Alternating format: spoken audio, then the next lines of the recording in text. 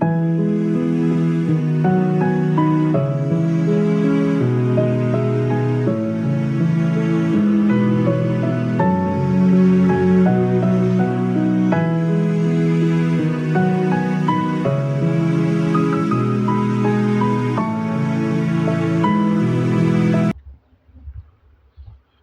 The lord. ఒకసారి మనం చదవబడిన వాక్య భాగాన్ని మనం గమనించినప్పుడు తిమోతి రాసిన మొదటి పత్రిక 1:18-20 మనం చదువుతూ వచ్చినాం.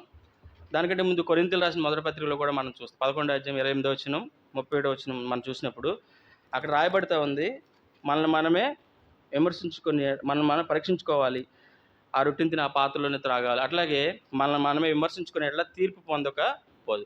ఒకవేళ మన జీవితంలో మనం ఎప్పుడైతే ఒక విమర్శ కనుక మనల్ని మనం పరీక్షించుకున్నప్పుడు, మొన్న అన్న ఆల్రెడీ అంతకుముందు పోయిన వారం మనకు దీని గురించి చెప్తూ వచ్చినారు. ఆ విషయాల్లో కనుక మనం తప్పినట్లయితే ప్రభువు ఇచ్చే క్రమశిక్షణలో ఈ జీవితంలోనే, ఈ భూలోక సంబంధమైన జీవితంలోనే, లేకపోతే మన జీవితంలో ప్రభు ఇచ్చే మన యొక్క క్రమశిక్షణలో మన జీవితాన్ని సరి చేసుకోకపోతే మనకేముంటుందంట, మనం పరీక్షించే తీర్పు ఉంటుంది. మన జీవితంలో ఖచ్చితంగా దేవుడిచ్చే జడ్జిమెంట్ని మనం దానికి లోనవ్వాల్సిందే. నిజంగా చెప్పాలంటే దేవుడిచ్చే తీర్పులు 3 రకాలుగా ఉంటాయి. ఒకటి న్యాయ సింహాసనం వద్ద తీర్పు, తర్వాత మహిమా సింహాసనం తీర్పు, తర్వాత ధవళ సింహాసనం అయిన తీర్పు. ఇవన్నీ మన అందరికీ తెలిసిందే. నిజంగా మన జీవితంలో దేవుడు ఒక విశ్వాసులందరికీ వచ్చే తీర్పు న్యాయ సింహాసనంపై తీర్పు. దాని దగ్గర మనం అందరం అక్కడ ఆ పైన ఆకాశంలో, ఆ మధ్యాకాశంలో దేవుడు ఆ మధ్యాకాశానికి వచ్చినప్పుడు ఆ సింహాసనం మనందరినీ తీర్పు తీరుస్తారు. అక్కడ ఎక్కడైతే మన జీవితంలో మనం సరి చేసుకోబడలేదో, ఎక్కడైతే మన జీవితంలో సరైన విధానంలో దేవుడిచ్చినటువంటి ఆ యొక్క సౌకర్యాన్ని, ఆత్మ సంబంధాన్ని, ఐశ్వర్యాలని మనం ఎక్కడైతే ఖర్చు పెట్టాలో, ఎక్కడైతే మన ఆ యొక్క ఆత్మ సంబంధంగా మనం జీవించలేకపోతే అక్కడ ఖచ్చితంగా అక్కడ ప్రభు మనకి జడ్జిమెంట్ ఇస్తాడు. అక్కడ రాయబడుతుంది కొరింథీయులకు రాసిన 2వ పత్రిక. ఒకసారి మనం ఆ వాక్యం చదువుదాం. 2వ పత్రిక 5వ అధ్యాయము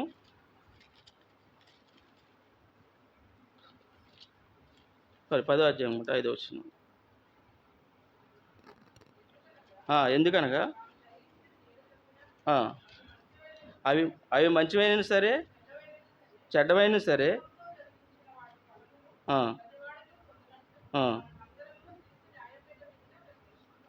మనమందరం ఎక్కడ ప్రత్యక్షం అవ్వాలంట?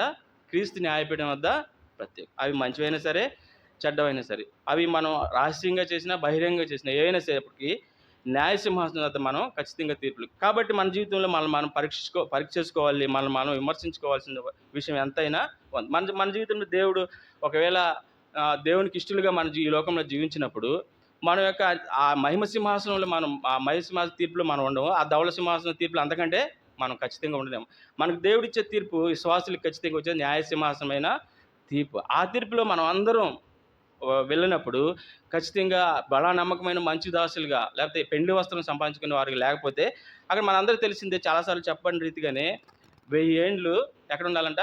సరైన జీవితం లేకపోతే వెలుపడి చీకట్లో క్రమశిక్షణ చేయబడుతూ ఉండాలి. మనకి నిత్య జీవం ఆ యొక్క నూతన యెరూషలేములో, నూతన ఆ యొక్క కొత్త ఆకాశం, కొత్త భూమిలో అక్కడ మనకి ఎల్లప్పుడూ ఆయన ఇచ్చే ఒక గొప్ప ఆధిక్యత మనకుంది. అక్కడ ఆయనతో పాటు మనం ఉంటాం. కానీ ఈ యొక్క 1000 ఏండ్లు ఆయన నిజంగా ఆయన ప్రణాళికలో ఒక రాజులుగా ఏలే ఒక గొప్ప ధన్యతను మనం కనుక పోగొట్టుకుంటే, వెలుపటి చీకట్లో ఆ యొక్క న్యాయసింహాసనం తీర్పులో మనం వెళ్ళినప్పుడు ఆ వెలుపటి చీకట్లో మనం ఉండాల్సి వస్తుంది. కానీ అలా ఉండడానికి దేవుడు మనల్ని పిలవలేదు. కానీ ఆ యొక్క పరలోక రాజ్యంలో ఆయనతో కూడా ఆయన మహిమను అనుభవిస్తూ ఆయన ఇచ్చే గొప్ప ఆధిక్యతను, రాజులుగా ఏలే ఆ యొక్క ధన్యతను మనం పొందుకోవాలనే ఆయన యొక్క ఉద్దేశం. ఆ బహుమానాలు మనం పొందుకుని మనం ఆయనతో కలిసి ఏలాలనే ఉద్దేశాన్నే దేవుడు మనం నిర్ణయించాడు. కాబట్టి ఆ విషయంలో మనం పరీక్ష చేసుకుందాం. ఆ విధంగా మనం ఉండాలనే దేవుని యొక్క ఉద్దేశం, వాక్యానుసారమైన జీవితం జీవించాలని దేవుని యొక్క మరి ముఖ్యంగా ఉద్దేశం.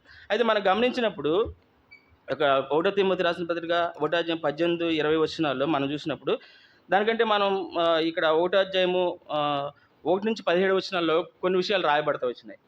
ఇక్కడ దేవుని యొక్క గృహపాలన గురించి రాయబడుతూ వచ్చింది, పరిపాలన గురించి. తర్వాత భిన్నమైన బోధల గురించి రాయబడతాం. దాని విషయంలోనే అక్కడ అపోస్తలుడైన పౌలు గారు ఆ విధంగా చెప్పబడతానే ఇక్కడ 18-20 వచనాల్లో వాటి గురించి ఏం చేయాలంట? పోరాడాలి, మంచి పోరాటం చేయాలనే తిమోతికి రాస్తూ వచ్చినాడు. మనం గమనించినప్పుడు ఈ వాక్య భాగంలో అపోస్తలుడైన పౌలు గారు తిమోతికి పత్రిక రాస్తున్నప్పుడు మన జీవితంలో ఈ యొక్క పత్రిక మనకు కూడా రాస్తున్నాడు అనే సత్యాన్ని మనం ఖచ్చితంగా గ్రహించాలి. నిజంగా సంఘంలో ప్రతి ఒక్క విశ్వాసి ఒక తిమోతి వలె ఉండాలనేదే వాక్యానుసారమైన వాక్య సత్యం. తిమోతి ఏం చేస్తూ వచ్చాడు? మంచి ప్రార్థనా జీవితం జీవిస్తూ వచ్చాడు. తిమోతి ఏం చేస్తూ వచ్చాడు? భిన్నమైన బోధ, అబద్ధ బోధల విషయం. నిజంగా అబద్ధ బోధల వల్ల ఏమి నష్టం అంటే, ఇందాక మనం చెప్పని రీతిగానే కొట్టబడతాం, వస్త్రహీనులుగా చేయబడతాం. మన జీవితంలో ఏమాత్రము విలువ లేని వారుగా, ఏమాత్రం జీవం లేని వారుగా మనం అయిపోతూ వస్తాం. ఆ యొక్క భయంకరమైన భిన్నమైన బోధల విషయంలో పోరాడాలని తిమోతికి చెప్తారు. అలాగే మన జీవితంలో కూడా ఒక తిమోతిగా భిన్నమైన బోధల విషయంలో, లేకపోతే అపోస్తుల బోధలు సంఘంలో స్థాపించే విషయంలో, అపోస్తుల బోధల కోసం మనం కష్టపడే విషయంలో, అపోస్తుల బోధలను ఇతరులకు పరిచయం చేసే విషయంలో మనం కూడా ఎలా ఉండాలంట? ఎంతో తిమోతిలాగా మనం కూడా ఉండాలి. ప్రతి ఒక్క విశ్వాసి సంఘంలో ఆ విధంగా ఉండాలనే ఇక్కడ వాక్య సత్యాన్ని మనం గ్రహించాలి. అయితే మనం గమనించినప్పుడు 18వ వచనం ఒకసారి మనం చూస్తే, ఒకసారి చూడండి. నా కుమారుడైన తిమోతి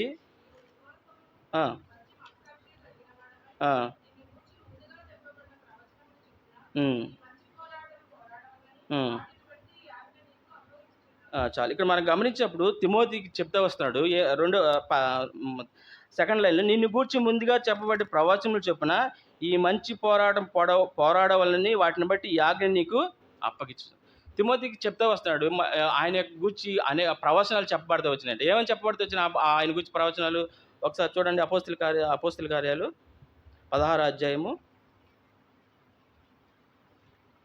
అపోస్తుల కార్యాలు 16 1 నుంచి 3 వచనాలు చదువుదాం.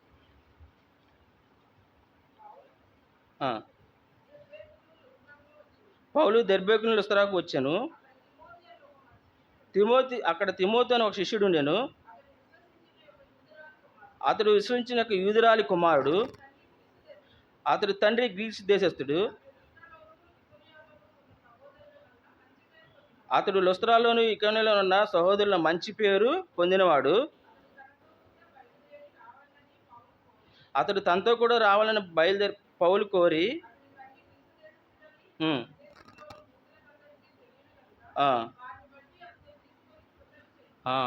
ఇక్కడ మనం గమనించేప్పుడు అపోస్తలుడైన పౌలు గారు తిమోతి గురించి ఇక్కడ అక్కడ ప్రవచనాల్లో చెప్పబడిన రీతిగానే తిమోతి ఒక శిష్యుడిగా ఉంటా వచ్చినాడు. అంతేకాకుండా అక్కడ ఏం చేస్తా వచ్చాడంట? మనుషులు విశ్వసించిన యూదురాలు కుమారుడు. అంతేకాకుండా ఆయన సహోదరులందరిలో మంచి పేరు పొందిన వ్యక్తిగా జీవిస్తాడు. అంతేకాకుండా అపోస్తలుడైన పౌలు ద్వారా పరిచర్య కోసం పిలవబడిన వ్యక్తిగా, అంతేకాకుండా అప్పుడు పిలవబడినప్పుడు ఆ సంఘంలో ఆయన గురించి ఒక సాక్ష్యం ఉంది. అందరి గురించి ఆయన మీద చేతులుంచి చక్కగా అందరూ ఆశ్రయించినట్లు మనం చూస్తూ ఉంటాం. దాన్ని గమనించినప్పుడు ఆ తిమోతి గురించి ఎంత గొప్ప సాక్ష్యం ఉంది. అలాంటి తిమోతికి అపోస్తలుడైన పౌలు గారు తన యొక్క బాధ్యతను ఒక ఆజ్ఞ చెప్తూ వస్తున్నాడు. ఇక్కడ చూశారు కదా, ఇక్కడ నిన్ను గూర్చి ముందుగా చెప్పిన ప్రవచనాలు చెప్పిన ఈ మంచి పోరాడవాలని వాటిని గురించి ఈ ఆజ్ఞని నీకు ఒక ఆజ్ఞ ఇస్తున్నాడు. నువ్వు నిజంగా మంచి పోరాడాలి అంటే నీ ప్రవచనాల్లో ఏ విధంగా చెప్పబడుతున్న వాటి విషయంలో మంచి పోరాటం. నిజంగా మంచి పోరాటం దేని గురించి పోరాడాలంటే భిన్నమైన బోధలు, భిన్నమైన అబద్ధ బోధలు, వాటి విషయంలో పోరాడాలి. అంతేకాకుండా దేవుని యొక్క పరిపాలనటువంటి అపోస్తుల బోధ యందు ఆ సంఘంలో స్థాపించడం కోసం, ఆ సంఘంలో అపోస్తుల బోధనను పరిచయం చేయడం కోసం, సంఘంలో అపోస్తుల బోధ కోసం కష్టపడే విషయం కోసం ఆయన పోరాడాలి అని చెప్తా వస్తాం. ఆ విషయంలో శ్రద్ధ వహించాలని మొట్టమొదటిగా భిన్నమైన బోధలు ఏదైతే ఉన్నాయో, భిన్నమైన బోధలు ఏ విధంగా సంఘాన్ని భ్రష్టపట్టిస్తాయో, సంఘాన్ని చెరిపేస్తాయో ఆ విషయాలను శ్రద్ధ వహించి ఆ విషయంలో ఖచ్చితంగా పోరాడాలి తిమోతి.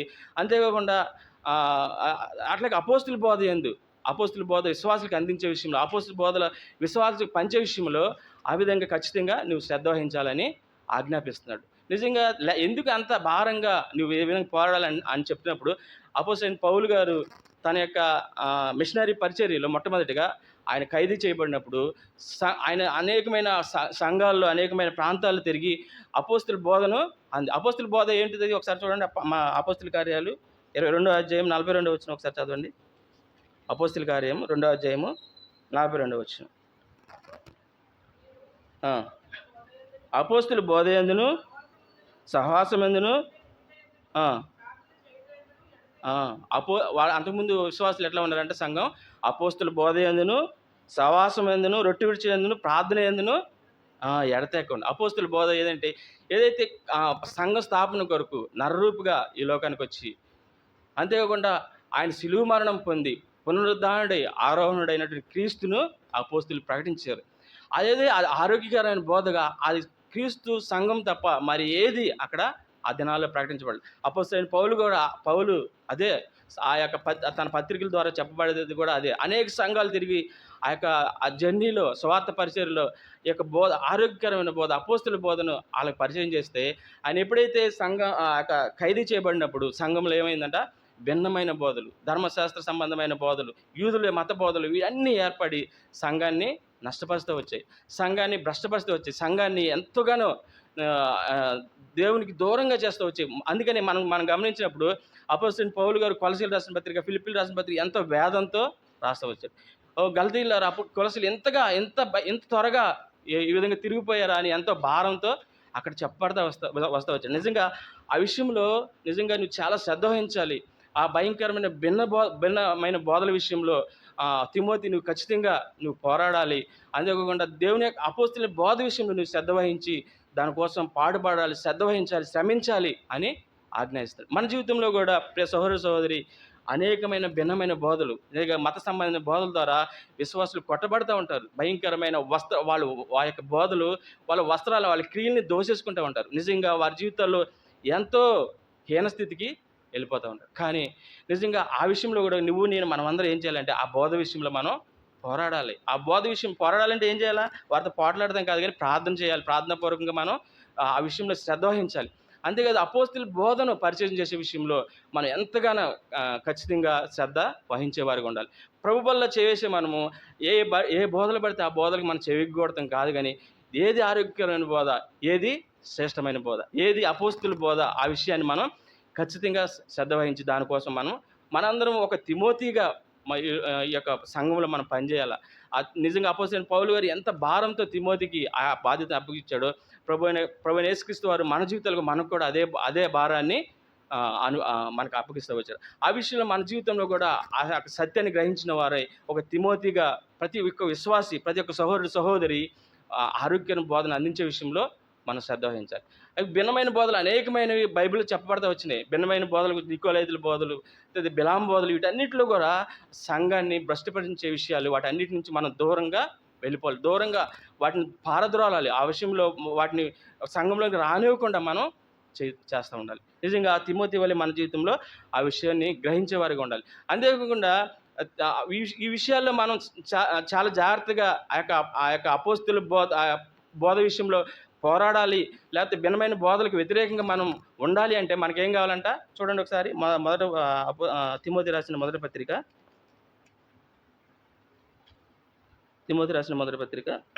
ఇందాక మనం చదివిన భాగంలో ఫస్ట్ లైన్, నా కుమారుడైన తిమోతి, నీ విశ్వాసమును మంచి మనసాక్షి గలవాడవై. అంటే ఏం కావాలంట? ఈ యొక్క భిన్నమైన బోధలు లేకపోతే అబద్ధ బోధలు వీటన్నిటి విషయంలో మనం పోరాడాలంటే మనకేం కావాలి?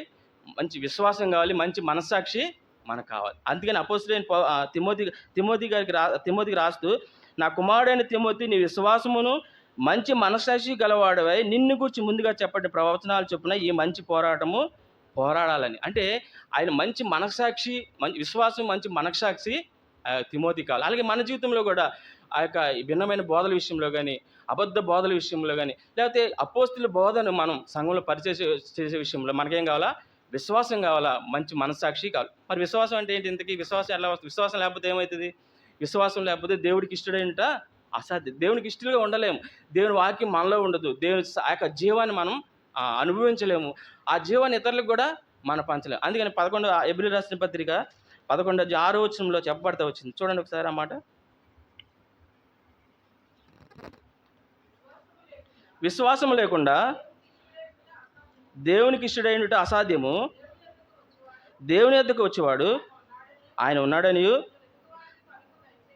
తను వెదివారికి ఫలము దయచేయవాడనియు నమ్మవలని కదా. చూసారా? విశ్వాసం లేకుండా దేవునికి ఇష్టడైనట ఎవరైతే దేవుని యొద్దకు వస్తారో ఆయన ఉన్నాడని, ఆ ఫలం దయచేస్తారని నమ్మాలి. నిజంగా విశ్వాసం లేకపోతే నిజంగా బోధ విషయంలో ఏది అబద్ధ బోధో, ఏది నిజమైన బోధో, ఏది సత్యమైందో, ఏది అసత్యమైందో మనం గ్రహించలేం. నిజంగా దేవుడు ఉన్నాడనే సంగతి కూడా మనకి తెలియదు. ఆయన ఉన్నాడు, ఆయన ఖచ్చితంగా మనకు ఫలం దయచేస్తాడనే విషయాన్ని కూడా మనం గుర్తుపట్టలేం. అలాంటప్పుడు దేవునికి ఇష్టడుగా ఖచ్చితంగా మనం అయితే విశ్వాసం అంటే ఏంటి మనకు అందరికీ తెలిసిందే. చూడండి ఆ మాట 11వ అధ్యాయం 1వ వచనంలో, విశ్వాసం అన్నది నిరీక్షించబడేవాడి యొక్క నిజస్వరూపమును అదృశ్యమైన ఉన్నవాడు గురుజువై. నిజంగా ఇక్కడ ఎంత చక్కగా రాస్తావు. విశ్వాసం అనేది అంటే ఏంటంటే నిరీక్షించబడే యొక్క నిజస్వరూపం అదృశ్యమైన ఉన్నట్టుకు రుజువు అని. ఈ వాక్య భాగం గురించి మనకు చాలా విషయాలు తెలుసు, దీని గురించి వివరించడం అవసరం లేదు.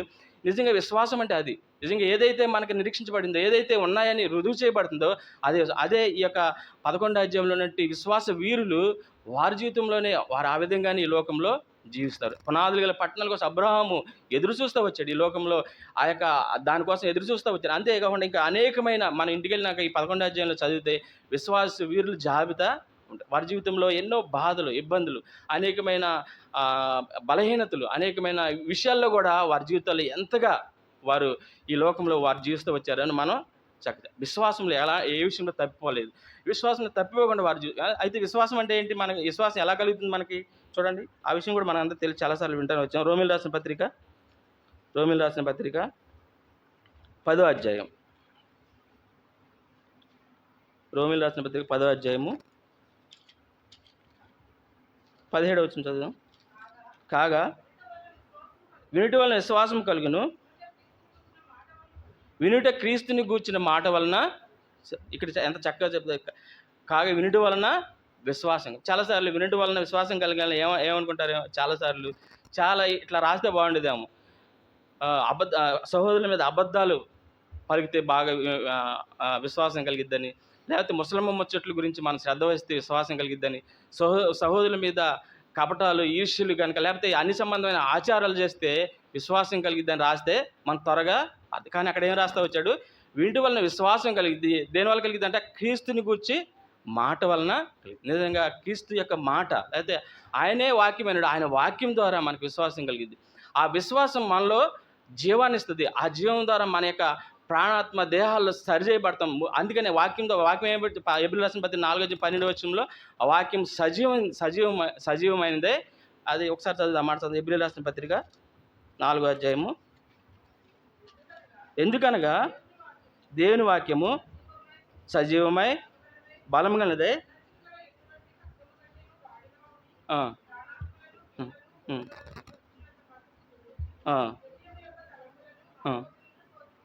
చూసారా, ఆ యొక్క వాక్యము ఆ విధంగా పనిచేస్తుంది. మన జీవితంలో విశ్వాసం గనక లేకపోతే దేవునికి ఇష్టడుగా ఉండలేం. దేవునికి ఇష్టడుగా లేకపోతే ఆయన ఉన్నాడనే సంగతి కూడా మనం మర్చిపోతాం. ఆయన ఉన్నాడనే సంగతి కనుక మర్చిపోతే మన జీవితంలో ఏది అసత్యమో ఏది సత్యమో మనం గ్రహించాం. కాబట్టి మన యొక్క ఈ అబద్ధ బోధల విషయంలో మనం పోరాడాలంటే, భిన్నమైన బోధల విషయంలో మనం పోరాడాలంటే, అపోస్తుల బోధలో మనం శ్రద్ధ వహించాలి. అపోస్తుల బోధలు మనం గ్రహించాలంటే మొట్టమొదటిగా మనకేం కావాలా, విశ్వాసం కావాలి. ఆ విశ్వాసం క్రీస్తుకి ఇచ్చిన మాట వల్లనే కలిగింది. క్రీస్తుని గురించి మనకు అన్నీ తెలుసు. ఆయన గురించి, ఆయన ఈ లోకానికి ఏ విధంగా వచ్చాడు, ఏ విధంగా మన కోసం శ్రమపడ్డాడు, ఏ విధంగా ఆయన ఆ పునరుద్ధరణ లేచాడు, ఏ విధంగా ఆరోహణ మళ్ళా తిరిగి వస్తాడు, మన కోసం ఏ విధంగా ఒక గొప్ప ప్రణాళికను, ఒక గొప్ప బహుమానాన్ని మన కోసం సిద్ధపరుస్తూ వచ్చాడు.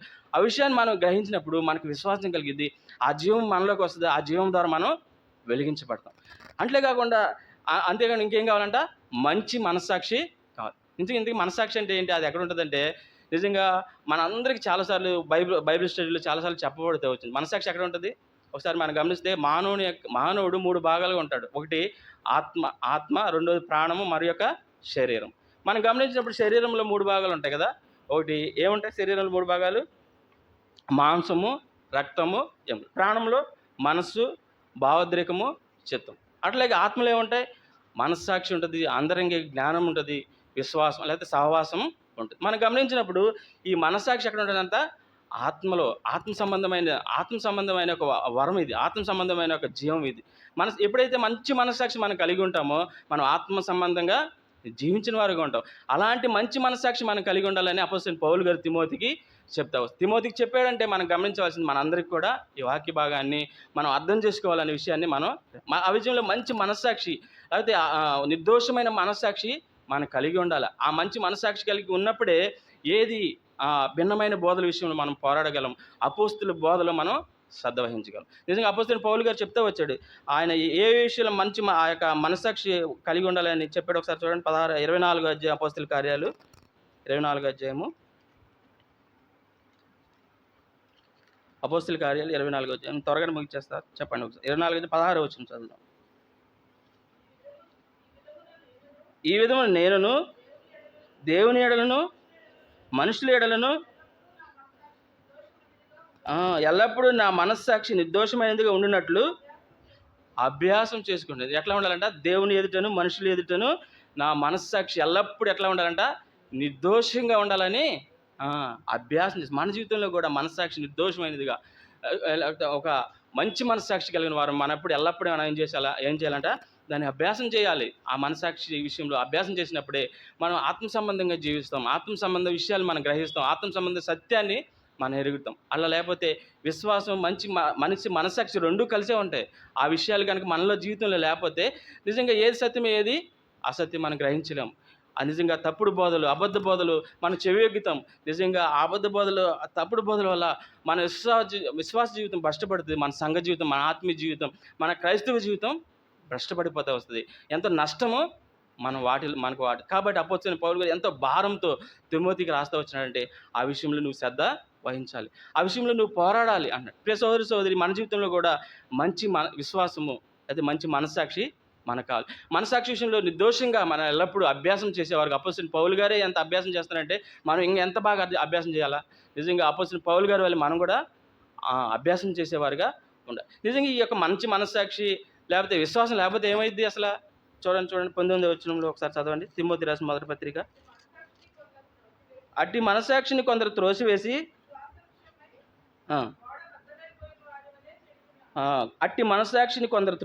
విశ్వాస విషయమై ఓడబద్దలైపోయిన వారు వలె చెడు. నిజంగా ఈ యొక్క వాక్య భాగం అంతా అసలు ఏంటంటే విశ్వాసం విషయంలో విశ్వాసం కొరకు, మనం ఈ లోకంలో జీవిస్తున్న విశ్వాసం కొరకు విశ్వాసమును మంచి మనస్సాక్షి కలిగి ఉండాలనే వాక్య భాగం యొక్క ఉద్దేశం మనకు. అయితే ఆ యొక్క విశ్వాసం మంచి మనస్సాక్షి కనుక మనం కోల్పోతే ఏమవుతుందంట? ఓడ బద్దలైపోయిన వారి వలె చెడి ఉంటారండి. నిజంగా వాడ ఎక్కడ ఉంటుంది? ఇంతకీ మనం గమనిస్తే వాడ ఎక్కడ ఉంటుంది? సముద్రంలో ఉంటుంది కదా. అది నిజంగా ఎప్పుడు బద్దలైపోద్ది వాడ? భయంకరమైన తుఫాను లేకపోతే భయంకరమైన విషయాలు, ఆ తుఫాను చెలరేగినప్పుడు ఓడ బద్దలైపోద్ది. ఓడ బద్దలైపోతే ఏముంటుందండి? బాగానే ఉంటుంది. అది వాడ సముద్రంలో మునిగిపోద్ది. నిజంగా ఎంతో నష్టం ఎక్కడ రాస్తూ వచ్చాడు. అందుకని అట్టి మనస్సాక్షిని కొందరు త్రోసివేసి విశ్వాసం ఓడ బద్దలైపోయిన వారి వలె చెడి ఉన్నారు. నిజంగా చెడిపో ఆ వాడ ఎందుకు పనికిరాదు, అది నడవదు, అదేం చేయదు, అది చెడిపోదు. మన జీవితంలో కూడా ఈ లోకమైన సముద్రంలో మనం కూడా అలాంటి మంచి మనస్సాక్షి విశ్వాసం కనుక లేకపోతే మనం కూడా ఈ లోకంలో మునిగిపోతాం, చెడిపోతాం. లేక దేవుని జీవాన్ని మనం పొందుకోలేం. దేవుడు మన కొరకు ప్రాణం పెట్టి ఆయన ఈ లోకానికి వచ్చి ఆయన క్రయం చెల్లించిన విషయాన్ని మనం మర్చిపోతాం.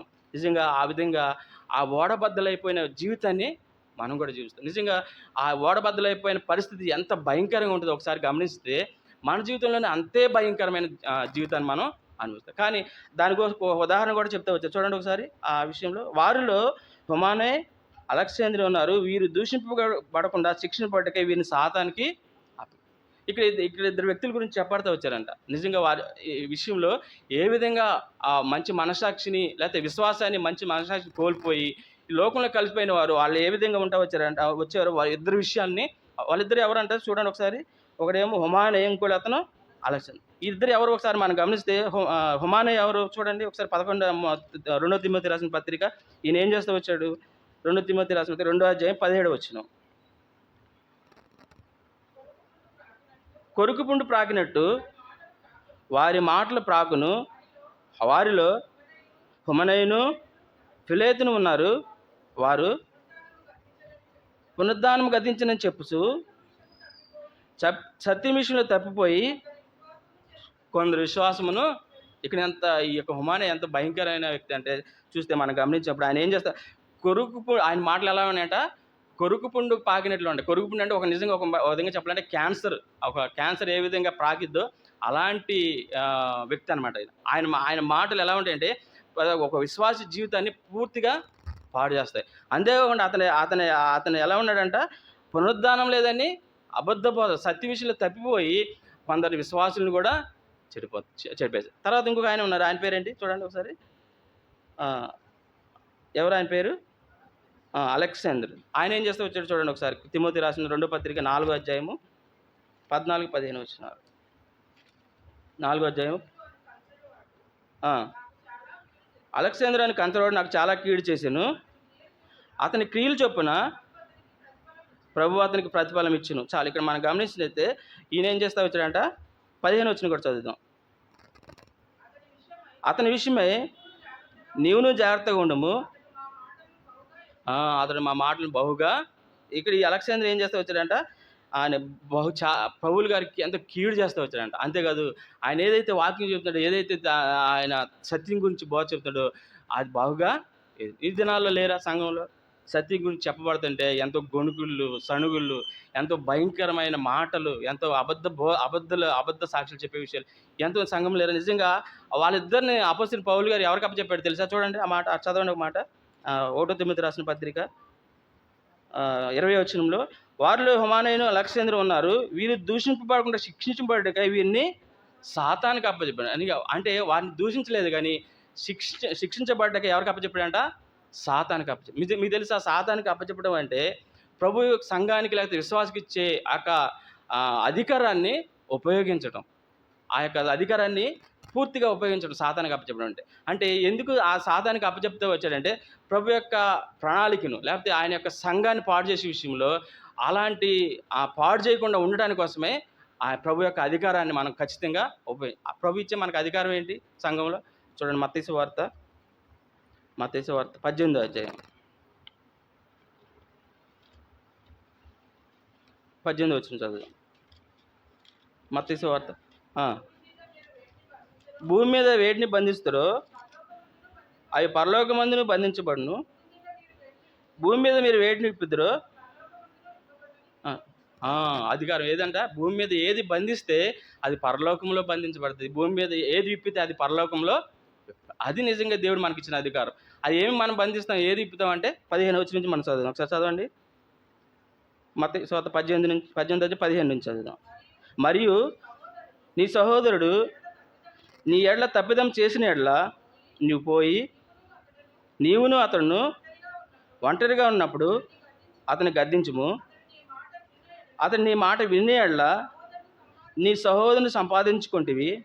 అతడు విననే ఎడల 2-3 సాక్షుల నోట ప్రతి మాట స్థిరపరచబడినట్లు నువ్వు ఒకరిద్దరిని వెంట పెట్టుకుని అతని ఎద్దకు పొమ్ము. అతడు వారి మాట విననే ఎడల ఆ సంగతి సంఘమునకు తెలియజేయము. అతడు సంఘపు మాటయు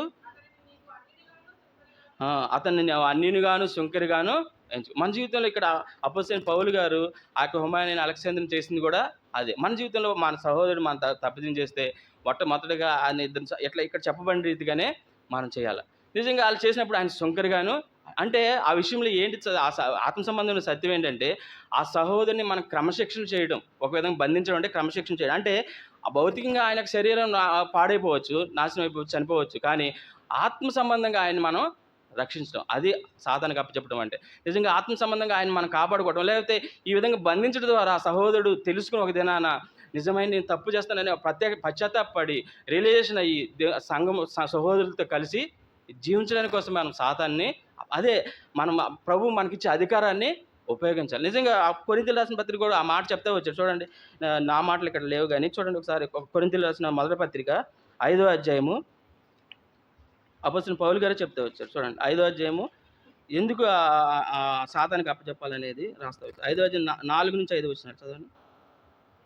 ఏమనగా చదవ ప్రభు అయిన యేసు దినమందు వాని ఆత్మ రక్షించబడి చూసారు.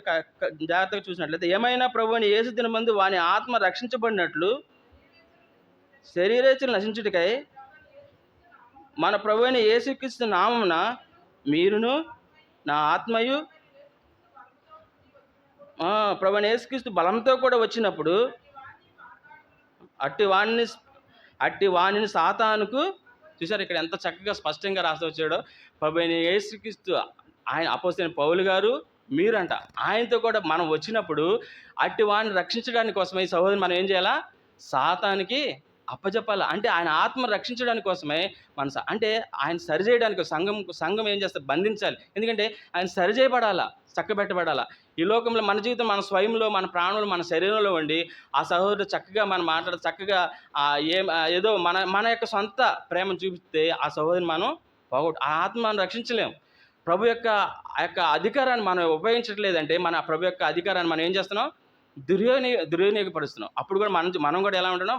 ఆ సహోదరితో పాటు మరణంలోనే ఉంటాం. ప్రియ సహోదరి, ఈ వాక్య భాగ సత్యాలను మనం గమనించినప్పుడు ఎంత స్పష్టంగా ఇక్కడ 18-20 వచనాలు చెప్పబడతా వచ్చినాయంటే ముగించేస్తున్నాను.